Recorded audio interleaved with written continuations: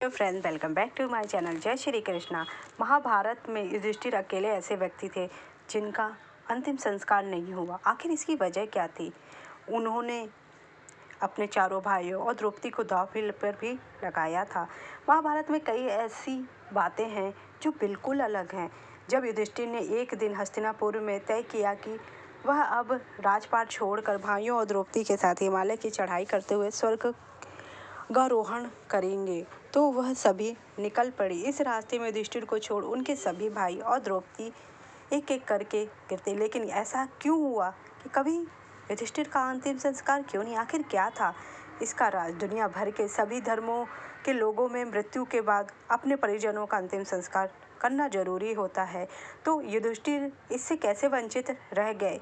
दरअसल इसकी भी एक कहानी है। सभी पांडव तो रास्ते में चढ़ाई करना शुरू हुए तो पांडवों ने सोचा था कि वह सभी सशरीर स्वर्ग से पहुंचेंगे, लेकिन ऐसा नहीं हुआ। हर पांडव के हिस्से में कुछ ऐसे पाप थे जिससे वह मरने गए।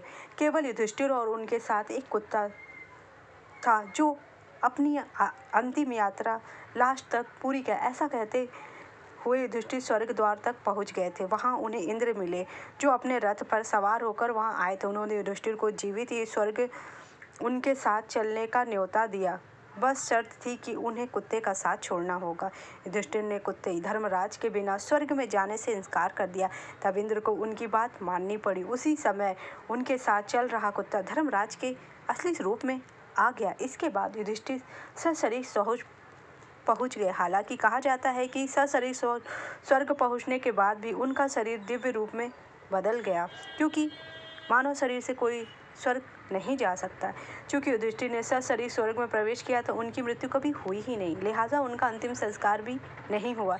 इस लिहाज से देखें तो वह अकेले ऐसे शख्स थे जिनकी मृत्यु पृथ्वी पर नहीं हुई। इसी वजह से उनका अंतिम संस्कार भी कभी नहीं हुआ। तो बाकी पांडवों का अंतिम संस्कार किसने किया?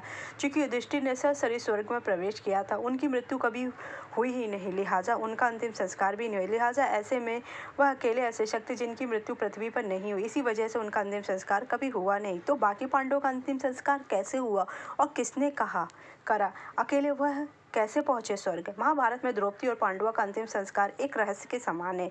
ये बातें साफ तौर पर बताई नहीं गई हैं कि युधिष्ठिर को छोड़ उनके शेष भाइयों द्रौपदी के मृत शरीरों का क्या हुआ, उनके अंतिम संस्कार किसने किए। स्वर्गारोहण की कथा के अनुसार उनके शव हिमाचल के दुर्गम क्षेत्रों में ही गिर गए।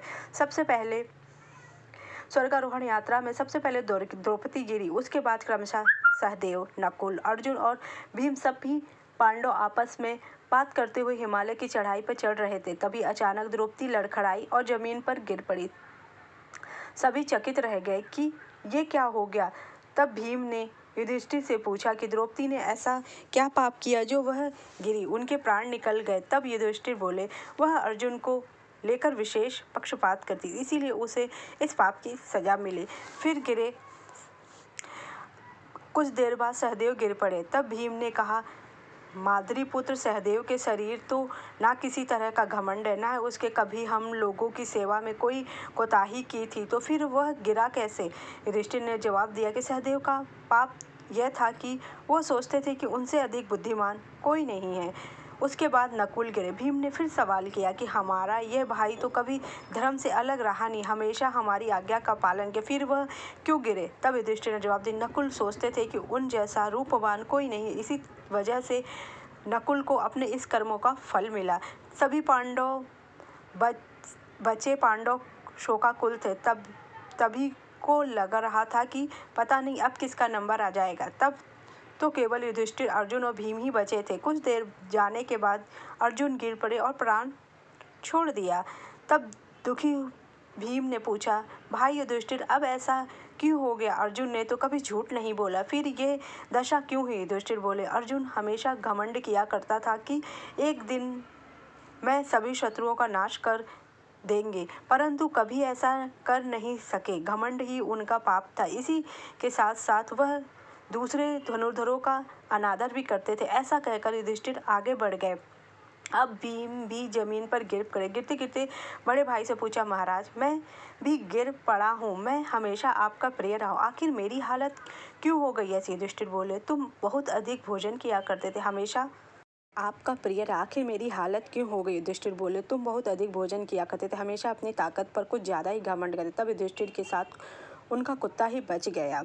चूंकि युधिष्ठिर को छोड़ बाकी सभी पांडवों और द्रौपदियों बर्फ में ढह गए थे, जिसके कारण उनकी मृत्यु हो गई। शरीर वही प्राकृतिक हाथों में रह गया। धार्मिक दृष्टि से यह माना जाता है कि हिमालय जैसी पवित्र भूमि में उनकी मृत्यु ही उनके अंतिम संस्कार के बराबर थी। यह भी संभव है कि उनके शरीर का हिस्सा संस्कार भी ऋषियों ने, तपस्वी देवदूतों ने ही किया होगा।